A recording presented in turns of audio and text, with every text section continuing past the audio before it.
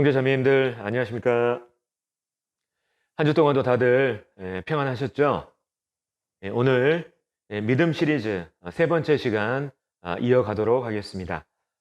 말씀에 앞서서 먼저 지난 시간 교제했던 내용들 간략하게 정리해 드리겠습니다.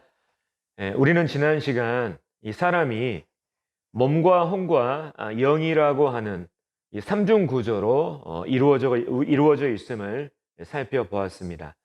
특별히 이것과 관련돼서 구원의 개념을 우리가 살펴보았죠.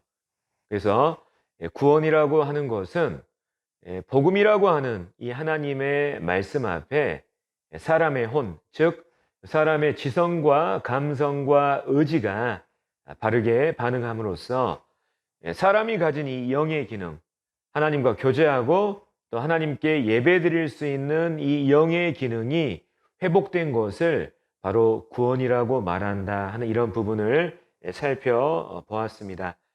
특별히 이 사람의 혼 전체가 이 복음 앞에 바르게 반응하는 것을 회개와 믿음이라고 하고, 사람은 이 회개와 믿음의 과정을 통해서 거듭나게 된다 하는 이런 부분도 말씀을 드렸습니다. 또 복음의 효력과 영향력에 대해서도 말씀을 드렸습니다. 자, 복음은 사람을 믿음으로 거듭나게 할 뿐만 아니라 앞으로의 남은 삶을 믿음으로 사는 데까지 그 영향력과 효력을 미친다 하는 이런 부분들을 살펴보았습니다. 그래서 복음에는 하나님의 의가 나타나서 믿음으로 믿음에 이르게 하나니 오직 의인은 믿음으로 말미암아 살리라 함과 같으니라 하는 이 말씀 다 기억하시죠? 특별히 의인이 믿음으로 사는 것, 다시 말해서 믿음을 소유한 거듭난 사람들이 앞으로의 남은 삶을 믿음으로 사는 것은 우리들의 선택 사항이 아니라 하나님께서 정하신 것이고, 그것은 우리 그리스도인들의 숙명이다 하는 이런 부분들을 말씀을 드렸습니다. 하지만 우리가 믿음으로 살지 않게 될 때 우리 삶 가운데 여러 문제들이 나타나게 되고, 대표적으로 믿음을 가지고 있지만 믿음을 발휘하지 못하는 자신을 보면서 이제 자기의 믿음을 의심하게 되고 또 정죄하게 되며, 이로 말미암아 행복하고 또 정상적인 이러한 신앙생활을 영위하기가 힘들어지는 이러한 부분도 교제를 했었습니다. 자, 이제 오늘은 계속해서 왜 우리가 믿음으로 살아야 하는지 이 부분에 대해서 추가적으로 교제하도록 하겠습니다. 자, 우리는 왜 믿음으로 살아야 하는 걸까요? 자, 그 이유는 우리가 믿음을 발휘하지 못하면서 또 믿음으로 살지 않게 될 때 우리가 이 땅에서 경험하고 누릴 수 있는 이 신앙의 안식, 즉 쉼이라고 하는 이런 것들을 경험하지 못하고 누리지 못하기 때문입니다. 자, 구약 성경에 보면은 어떤 사람들에 대한 이야기가 소개가 되고 있냐면, 모세의 인도를 통해서 믿음으로 유월절 예식을 치르고 믿음으로 홍해를 건너므로 말미암아 애굽의 속박으로부터 완전하게 구원받았지만, 하나님께서 인도하시고자 하는 또 하나님이 약속하신 이 가나안 땅에 이르지 못한 이러한 사람들의 이야기가 구약 성경에 기록되어 있습니다. 자, 이 사람들이 누굽니까? 바로 출애굽 1세대들이죠. 모세와 여호수아와 갈렙을 제외한 이 출애굽 1세대들에 대한 이야기가 성경에 기록이 되어 있습니다. 특별히 하나님께서 이 사람들에게 인도하시고자 하는 이 가나안 땅은 오늘날 우리 거듭난 그리스도인들이 이 땅에서 누리고 경험하는 이 신앙의 안식에 대한 이러한 모형입니다. 자, 성경에는 여러 안식에 대한 모형들이 있어요. 그렇기 때문에 우리가 이 안식들을 잘 구분하고 정리할 필요가 있습니다. 자, 성경에 어떤 안식이 있느냐? 먼저는 죄인들이 믿음을 통해서 얻게 되는 자, 구원의 안식이라고 하는 것이 있어요. 구원의 안식. 현재 구원받은 모든 성도님들은 바로 이 구원의 안식을 지금 누리고 계시는 것입니다. 자, 뿐만 아니라 이 구원의 안식뿐만 아니라 성경에는 구원받은 사람들이 이 땅에서 경험하고 누리게 되는 신앙의 안식이라고 하는 것이 있어요. 신앙의 안식. 뿐만 아닙니다. 구원의 안식, 신앙의 안식뿐만 아니라 우리가 장차 하나님을 만나게 될 때 하나님과 함께 누리게 될 영원한 안식이라고 하는 이러한 안식이 있어요. 그렇기 때문에 우리가 성경에서 안식, 쉼을 우리가 발견하고 그것들에 대해서 묵상하게 될 때 과연 이 안식이 어떠한 안식을 의미하는가, 이런 부분들에 대해서 잘 분별하고 정리할 필요가 있는 것입니다. 자, 특별히 하나님께서 애굽의 속박으로부터 구원받은 이 이스라엘 사람들을 인도하시고자 하는 이 가나안 땅은 바로 믿음으로 거듭난 사람들이 이 땅에서 경험하는 이 신앙의 안식에 대한 하나의 모형인 것입니다. 간혹 어떤 사람들은 이 가나안 땅을 천국이라고 이렇게 분별하는 이러한 분들이 계셔요. 근데 이 가나안 땅을 천국이라고 분별했을 때, 또 천국이라고 이해했을 때 여러 문제들이 생기게 됩니다. 자, 특별히 이스라엘 사람들은 가나안에 들어가서 가나안 사람들과 치열하게 전투를 벌였습니다. 뿐만 아니라 때에 따라서는 이 이스라엘 사람들이 가나안 땅에서 쫓겨나기도 했던 것을 우리가 잘 알고 있잖아요. 만약 이 가나안 땅이 천국을 의미하는 것이라면 우리는 천국에 가서도 계속해서 이스라엘 사람들처럼 싸워야 되고 때에 따라서는 이 천국에서 쫓겨날 수도 있다는 이러한 이상한 교리가 만들어지게 되는 거예요. 그래서 이 가나안 땅은 천국을 의미하는 것이 아니라 구원받은 사람들이 이 땅에서 믿음으로 경험하고 누리게 되는 이 신앙의 안식을 의미하고 있는 것이다. 이렇게 이해하시면 좋겠습니다. 그래서 이 출애굽 1세대들은 믿음을 통해서 구원받았지만 실은 이 땅에서 누리는 이 신앙의 안식을 경험하지 못하는 이러한 사람들을 우리에게 보여주고 있는 거예요.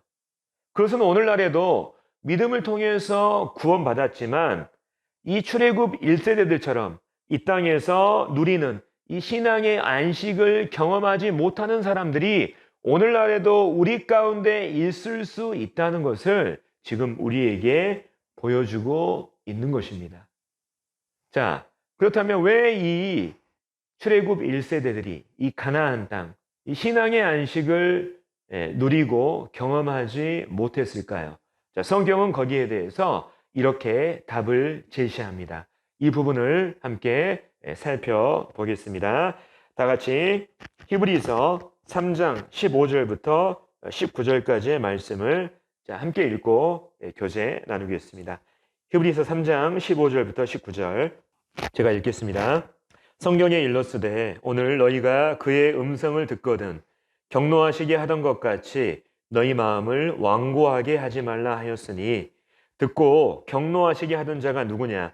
모세를 따라 애굽에서 나온 모든 사람이 아니냐? 또 하나님이 40년 동안 누구에게 노하셨느냐? 그들의 시체가 광야에서 엎드러진 범죄한 자들에게가 아니냐? 또 하나님이 누구에게 맹세하사 그의 안식에 들어오지 못하리라 하셨느냐? 곧 순종하지 아니하던 자들에게가 아니냐? 이로 보건대 그들이 믿지 아니함으로 능히 들어가지 못한 것이라. 자, 구약시대 구원받았지만 이 가나안 땅에 이르지 못한 사람들의 이야기가 지금 기록이 되어 있습니다.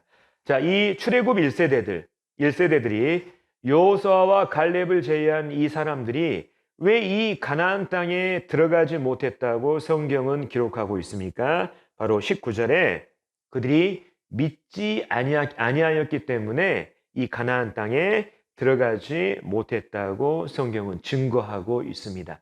다시 말해서 그들에게 믿음이 없었기 때문에, 그들이 믿음으로 살지 않았기 때문에 이 가나안 땅에 들어가지 못했다. 즉, 이 땅에서 누리는 이 신앙의 안식을 경험하지 못했다. 성경은 이렇게 말하고 있죠. 자, 특별히 우리는 이 말씀을 통해서 믿음으로 살지 못하는 이 사람들의 이 삶에 나타나는 여러 특징들을 발견할 수가 있습니다. 자, 우리가 믿음으로 살지 못하게 될 때 우리 삶 가운데 어떤 일들이 일어나냐? 자, 대표적으로 여러 단어들을 찾아볼 수가 있는데, 자, 15절에 보면 어떤 단어가 있냐면, 너희 마음을 완고하게 하지 말라 할 때 완고라고 하는 이 단어가 있어요.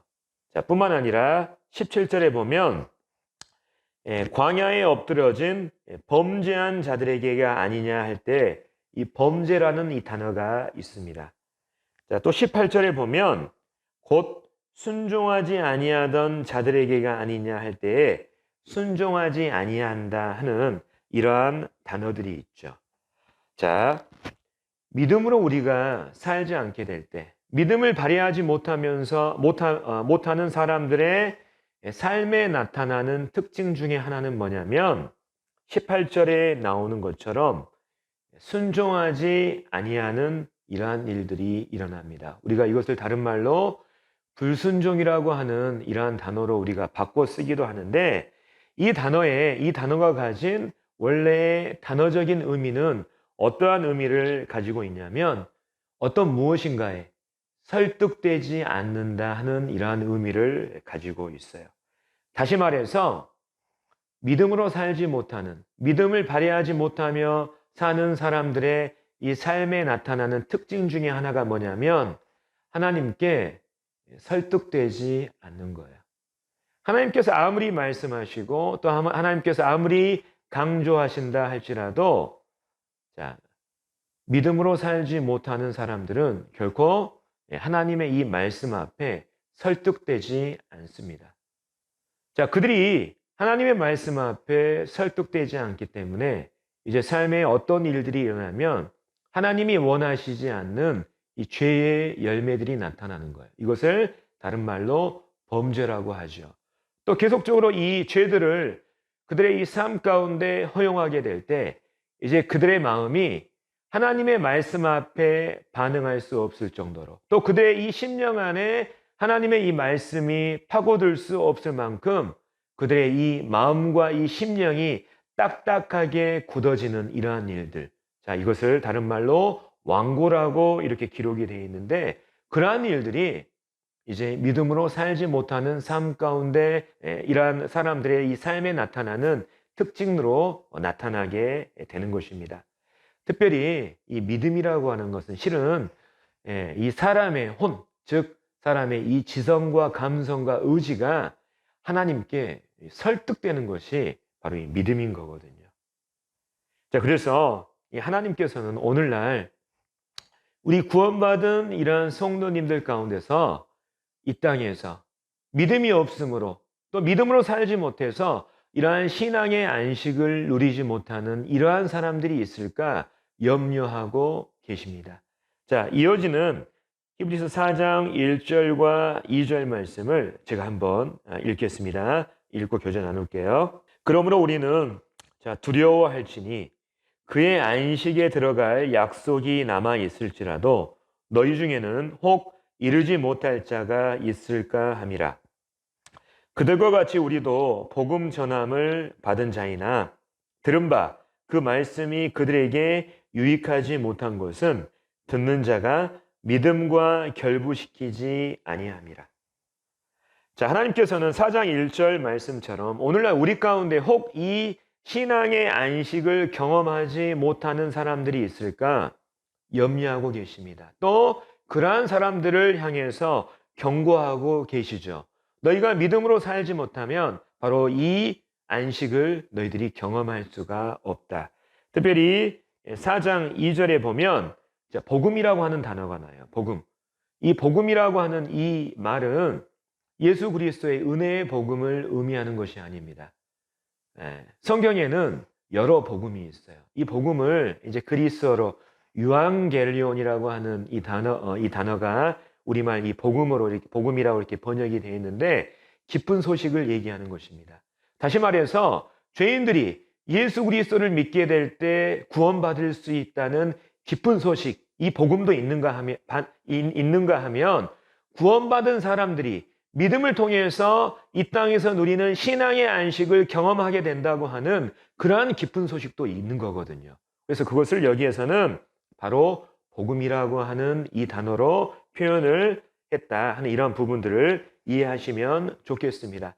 그래서 우리 구원받은 성도들에게 구약시대 이 출애굽 1세대들처럼 하나님께서 약속하시고 예비하신 신앙의 안식에 대한 이 쉼이 우리들에게 있는데, 이러한 기쁜 소식들이 우리에게 전해졌는데 우리가 거기에 대해서 믿음으로 반응하지 못하고 믿음으로 살지 못하면 결코 이 안식을 경험할 수가 없다. 하나님께서는 이렇게 말씀하고 계십니다. 다시 말하면 우리가 믿음으로 살아야, 또 하나님의 말씀 앞에 믿음으로 반응하게 될 때 바로 우리가 이 땅에서 진정한 이 신앙의 안식과 이 쉼을 우리가 경험하고 누리면서 평안과 즐거움 가운데 우리가 신앙생활 할 수 있게 되는 거예요.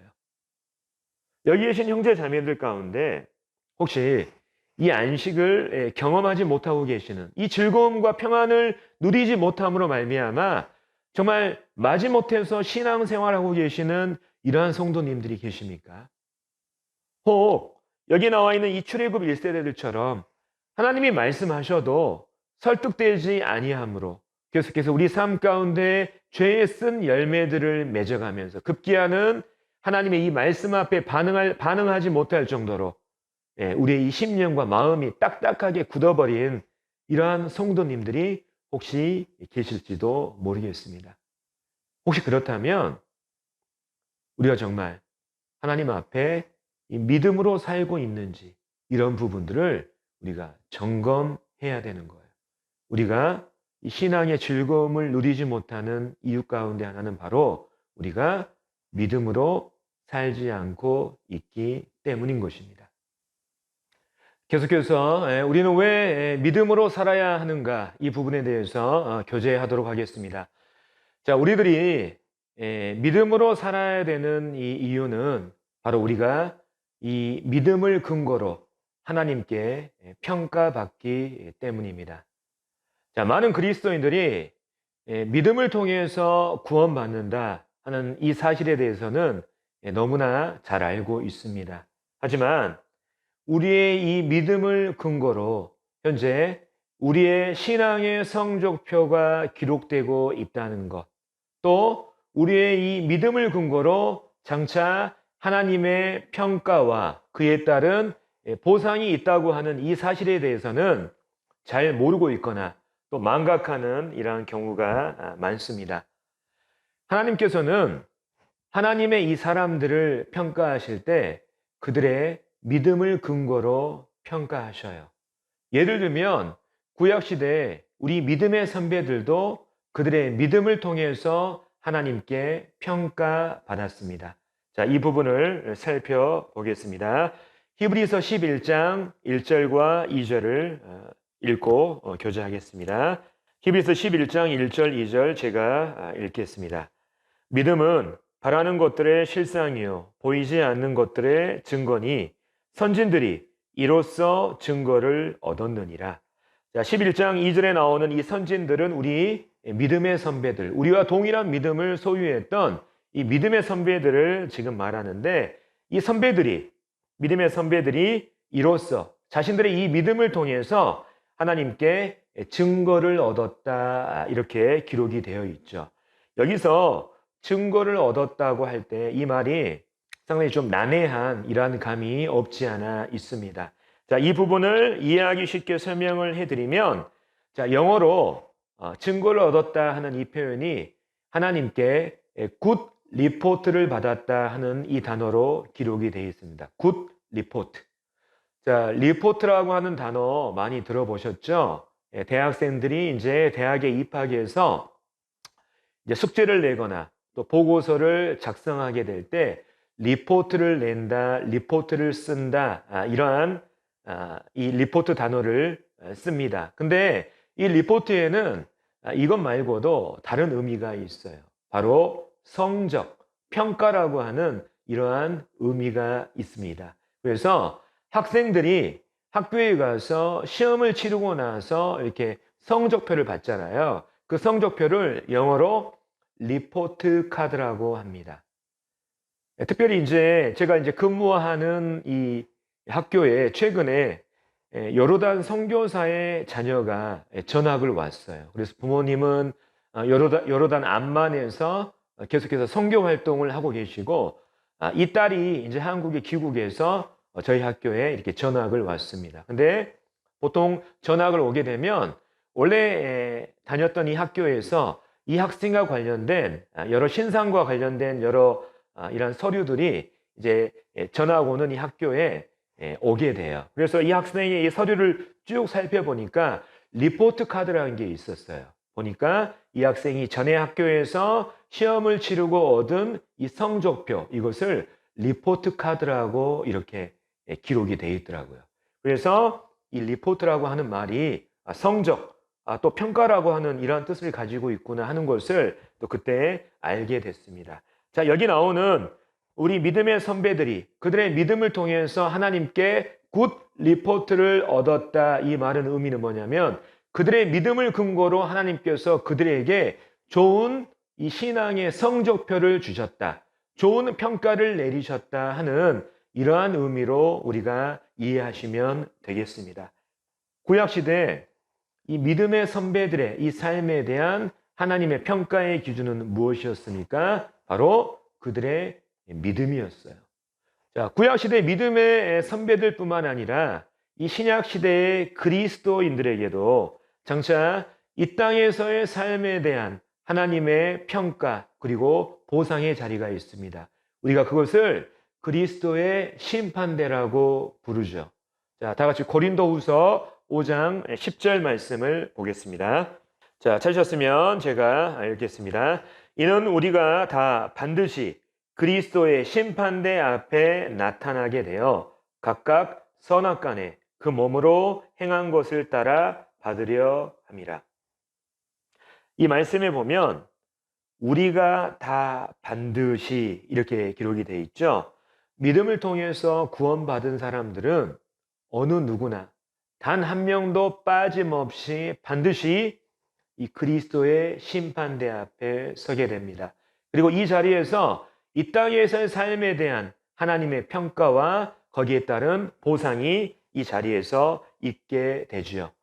그날에 우리의 삶에 대한 이 하나님의 평가 그리고 하나님의 이 보상의 근거가 무엇입니까? 바로 말씀에 기록된 것처럼 몸으로 행한 것, 즉 우리 몸으로 행한 이 행함이 바로 그것의 기준, 근거가 되는 것입니다. 자, 여기서 말하는 이 행위는 율법의 행위를 말하는 것일까요? 아니면 믿음의 행위를 말하는 것일까요? 예, 믿음의 행위를 말하는 거예요. 성경에서 행위라고 하는 이러한 단어가 나오면 이것이 율법의 행위를 말하는 것인지 아니면 믿음을 따라 나타난 이러한 행위를 말하는 것인지 이것들을 잘 구분할 필요가 있습니다. 율법의 행위라고 하는 것은 자신의 그 의로움을 포장하고 나타내기 위해서 사람이 하는 이러한 선행과 노력, 이러한 모든 것들을 통틀어서 넓은 의미로 율법의 행위라고 하고, 또 성경에서는 믿음의 행위라는 것도 나와 있어요. 사람이 믿음을 따라서 하나님 앞에서 반응하게 될 때 거기에 나타나는 행함이 있다는 거예요. 그래서 우리가 이 믿음 시리즈 하면서 첫 번째, 두 번째 시간에 계속해서 언급했던 내용이 무엇입니까? 사람의 믿음의 이 진위 여부는 그 사람의 행함을 통해서 증명이 되고, 혼이 믿음으로 반응하게 될 때 몸은 반드시 행함을 통해서 그 혼의 결정에 따르게 된다는 것을 말씀을 드렸잖아요. 다시 말하면 믿음과 행함은 뗄래야 뗄 수 없는 관계고 항상 함께 가는 것입니다. 그래서 여기 말씀에 나온 것처럼 하나님께서 장차 그리스도의 이 심판대 앞에서 우리의 삶에 대해서 평가하실 때 우리가 행한 대로 우리의 행위에 따라서 평가하신다고 하는 이 말은 뭐냐면 우리의 믿음의 행위를 따라서 평가하시고 보상하신다는 의미입니다. 즉 우리의 믿음을 따라서 구약시대 선배들과 마찬가지로 이 신약시대 성도들도 우리의 믿음을 근거로 우리를 평가하시고 보상하신다. 이러한 의미로 형제자매님들께서 이해하시면 좋겠습니다. 또 추가적으로 이제 예수님께서 요한계시록에서 이 요한계시록을 마무리하시면서 22장 12절에 보면 보라 내가 속히 오리니 내가 너에게 줄 상이 내게 있다고 말씀하시고 각 사람의 행한 대로 갚아주시겠다고 말씀하셨습니다. 자, 예수님께서 너희가 행한 대로 내가 너에게 상을 주겠다 했을 때 그 근거가 되는 것이 바로 우리의 행위이죠. 여기서 말하는 이 행위, 행함은 율법의 행위를 말하는 것입니까? 믿음의 행위를 말하는 것입니까? 네, 바로 믿음의 행위를 말하는 거예요. 그래서 모든 시대를 막론하고 하나님께서 이 사람을 평가하시는 근거는 사람이 발휘하는 믿음입니다. 그 믿음을 통해서 하나님께서 평가하시는 거예요. 그렇기 때문에 모든 사람은 믿음을 통해서만 구원받을 수 있고 거듭난 사람은 이제 믿음을 통해서 살게 되며 뿐만 아니라 이 믿음을 통해서 하나님께 평가받고 믿음의 행위를 통해서 하나님께 보상받게 되는 것입니다. 그렇기 때문에 히브리서 11장 6절에는 바로 이 믿음과 하나님의 이 보상과의 관계가 잘 기록이 되어 있습니다. 특별히 11장 6절 말씀을 우리가 잘 읽어보면 우리가 믿음을 발휘할 수 있는 이 동기들 이런 것들이 잘 표현이 되어 있는데 좀 이 부분을 잠깐만 이렇게 언급하고 교제하겠습니다. 히브리서 11장 6절을 보겠습니다. 히브리서 11장 6절. 자, 이 말씀은 우리가 믿음을 발휘할 수 있는 이 조건, 이 동기들을 우리에게 보여주고 있습니다. 자, 읽겠습니다. 믿음이 없이는 하나님을 기쁘시게 하지 못하나니 하나님께 나아가는 자는 반드시 그가 계신 것과 또한 그가 자기를 찾는 자들에게 상 주시는 이심을 믿어야 할지니라. 자, 우리가 믿음을 발휘하기 위해서는 동기가 필요하죠. 우리에게 특별히 믿음을 발휘할 수 있는 강력한 동기가 필요합니다. 그 동기에 대해서 지금 히브리서 11장 6절이 우리에게 그 믿음의 동기에 대해서 믿음을 발휘할 수 있는 조건과 동기에 대해서 우리에게 지금 현재 소개하고 있습니다. 자, 우리가 믿음을 발휘할 수 있는 조건, 동기. 그것은 첫 번째 우리가 믿음이라고 하는 것이 하나님을 기쁘시게 한다는 것을 우리가 아는 것입니다. 우리가 믿음을 발휘했을 때 하나님이 기뻐하시구나. 이러한 인식이 먼저는 우리 가운데 있어야 되는 거예요. 뿐만 아니라 하나님께 나아가는 자, 즉 이 믿음을 발휘함으로 인해서 하나님을 기쁘시게 하고자 하는 이러한 사람들은 두 가지를 항상 인식하고 있어야 됩니다. 첫 번째, 그가 계신 것. 특별히 여기에서 우리 성도님들 가운데 하나님의 존재에 대해서 의심하는 분들은 없으시잖아요. 그래서 그가 계신 것을 여기서 믿는다고 하는 이 말은 뭔 말이냐면 우리가 믿음을 발휘하는 것을 지켜보시는 이 하나님에 대해서 의식하고 인식하는 우리 마음가짐과 태도를 얘기하는 것입니다. 그러니까 우리가 믿음을 발휘하기 위해서는 우리의 믿음을 지켜보시는 하나님에 대해서 우리가 의식하고 인식해야 되는 거예요. 뿐만 아니라 두 번째, 믿음을 발휘하는 사람들에게 하나님께서 반드시 상을 주시고 보상해 주신다는 이것에 대해서 우리가 알고 인식하는 이것이 필요하다 하는 것을 성경이 말하고 있는 것입니다. 그래서 믿음이 정말 이 하나님을 기쁘시게 하는 것이고 하나님께서 내 믿음을 지켜보시고 내가 이 믿음을 발휘했을 때 하나님께서 반드시 보상해 주신다고 하는 것들을 우리가 인식하게 될 때 이것이 우리가 믿음을 발휘할 수 있는 강력한 동기가 되는 것입니다. 그래서 믿음을 발휘하고자 하는 사람들은 이 말씀을 깊게 묵상할 필요가 있는 거예요. 자, 그렇다면 왜 하나님께서는 우리 사람에게 이 믿음을 요구하실까요? 혹시 형제 자매님들 이 부분에 대해서 생각해 보셨습니까? 아, 여기에는 하나님의 깊은 지혜가 담겨져 있다는 이러한 생각이 듭니다. 자, 만약에 하나님께서 우리 사람에게 믿음 외에 다른 것들, 예를 들면 뭐 돈이라든지 외모라든지 능력이라든지 이런 것들을 요구하셨다면 과연 어떤 일이 벌어질까? 혹시 생각해 보셨나요?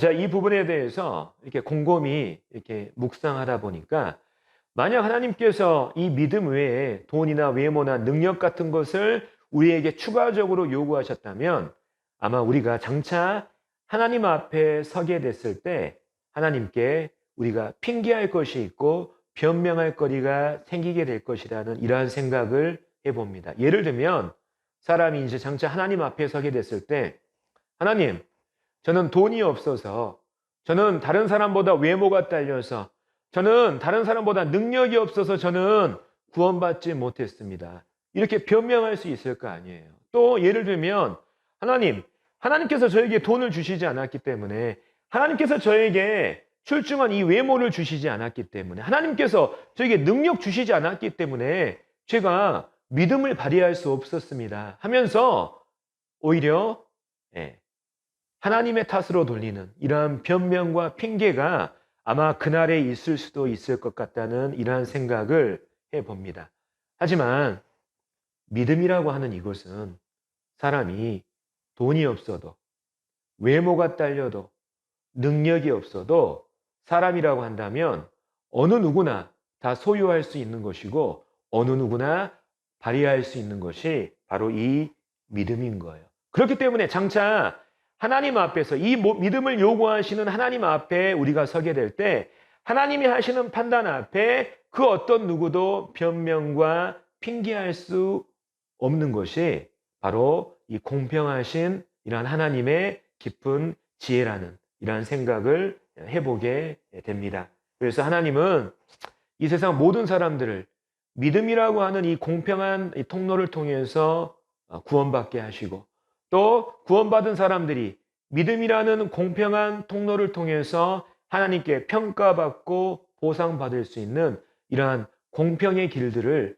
하나님께서 마련해 놓으셨다는 이런 생각을 해 봅니다. 그래서 하나님께서 이 믿음을 요구하심으로 말미암아 그 어떤 인생도 하나님 앞에서 변명할 수 없고 핑계할 수 없는 이러한 조건들을 하나님께서 마련해 놓으신 거예요.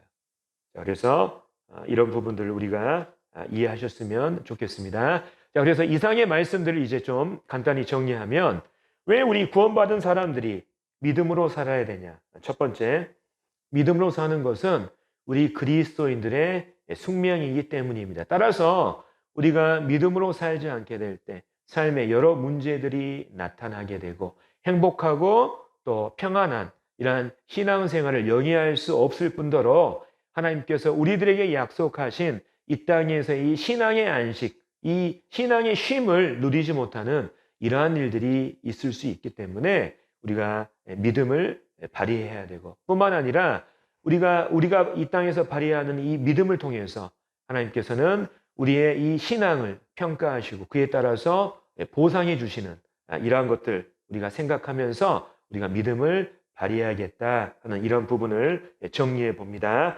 자, 이제 마지막으로 믿음이라고 하는 것이 과연 무엇인가? 자, 이것을 최종적으로 정의하고 이제 마치고자 합니다. 과연 믿음이 무엇인가? 자, 히브리서 11장 1절 2절을 읽고 제가 교제하겠습니다. 히브리서 11장 1절 2절 읽겠습니다. 믿음은 바라는 것들의 실상이요 보이지 않는 것들의 증거니 선진들이 이로써 증거를 얻었느니라. 자, 믿음은 바라는 것들의 실상이다. 자, 이 부분에 대해서는 교제했었습니다. 자, 믿음이라고 하는 것은 단순한 지적인 동의가 아니라 바로 실질적으로 반응하고 행동하는 것이다. 근데 추가적으로 자, 믿음에 대해서 정의하기를 보이지 않는 것들의 증거다 이렇게 기록하고 있습니다. 믿음은 보이지 않는 것들의 증거다. 상당히 이해하기 어려운 문구입니다. 하지만 히브리서 11장을 전체적으로 묵상하고 이해하면 자, 이 말씀이 어떤 의미인지를 알 수가 있어요. 자, 믿음은 보이지 않는 것들의 증거다. 이 의미는 바로 믿음이라고 하는 것은 보이지 않는 것들을 마치 보는 것처럼 확신하는 것이다. 다시 말씀드립니다.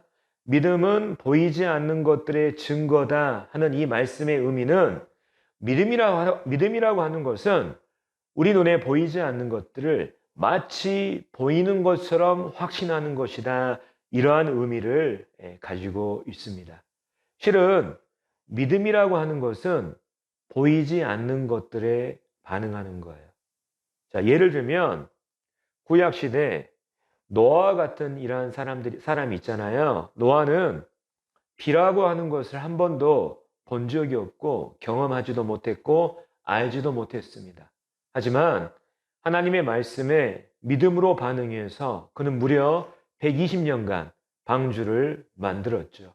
뿐만 아니라 아브라함도 자기가 가야 할 땅이 어딘지 본 적도 없고 그것을 알지도 못했습니다. 하지만 그는 하나님의 이 말씀에 믿음으로 반응해서 발걸음을 뗐던 것을 보게 됩니다. 모세도 마찬가지입니다. 모세는 하나님께서 장차 그에게 어떠한 상을 주실지 그 상에 대해서 본 적도 없고 알지도 못했습니다. 하지만 그는 믿음으로 그 상을 기대하면서 그가 취할 수 있는 이 바로의 공주의 아들로서 누릴 수 있는 이러한 모든 권리와 특권을 포기했던 것을 보게 됩니다. 그러니까 믿음이라고 하는 것은 보지 못한 것, 보이지 않는 것들에 대해서 반응하는 거예요. 우리 믿음의 선배들 노아와 아브라함과 모세뿐만 아니라 오늘날 하나님을 믿고 있는 이 믿음을 소유하는 우리들도 역시 보이지 않는 것들, 보지 못하는 것을 믿고 바라고 있는 사람들이에요. 예를 들면 우리는 하나님을 보지 못했습니다.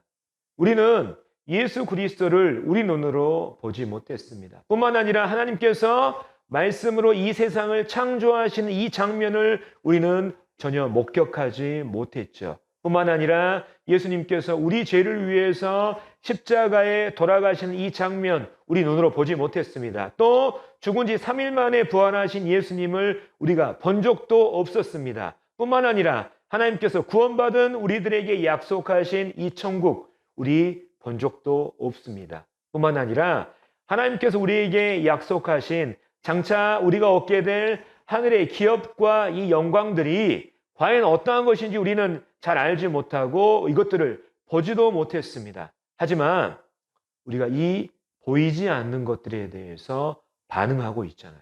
믿음은 바로 보는 것에 반응하는 것이 아니라 보이지 않는 것들, 보지 못하는 것들을 마치 보는 것처럼 확신하고 반응하는 것, 이게 바로 믿음인 것입니다. 자, 우리는 왜 보지 못한 것, 보이지 않는 것들에 대해서 반응하고 그것을 확신하고 거기에 따라 행동하는 것일까요? 우리가 세상의 다른 사람들보다 지혜롭지 못하고 미련해서 그렇습니까? 아닙니다. 우리가 보이지 않는 것들, 보지 못하는 것들을 우리가 바라고 그것에 확신하는 이유는 뭐냐면 바로 성경에 기록된 하나님의 이 말씀이 반드시 그 약속들이 이루어진다고 하는 그 확신이 우리 마음 가운데 있기 때문입니다. 그래서 그 말씀에 대한 확신을 기반으로 해서 하나님이 약속하신 또 하나님이 말씀하신 모든 것들을 우리가 보지 못했다 할지라도 우리 눈에 보이지 않는다 할지라도 거기에 대해서 확신하고 반응하는 것입니다. 그렇기 때문에 믿음이란 것은 최종적으로 이렇게 정의할 수 있어요. 히브리서 11장 1절에 믿음은 바라는 것들의 실상이요 보지 못하는 것들의 증거다. 자, 이 말은 결론적으로 믿음이라고 하는 것은 하나님께서 성경을 통해서 약속하시고 말씀하신 것들, 즉 그러한 것들이 우리의 눈에 보이지 않고 또 그것들에 대해서 우리가 잘 알지 못한다 할지라도 거기에 대해서 확신을 가지고 거기에 대해서 우리의 혼이 반응하고 행동하는 것, 이게 바로 성경에서 말하는 믿음이고 믿음을 그 최종적으로 이렇게 정의할 수 있겠습니다.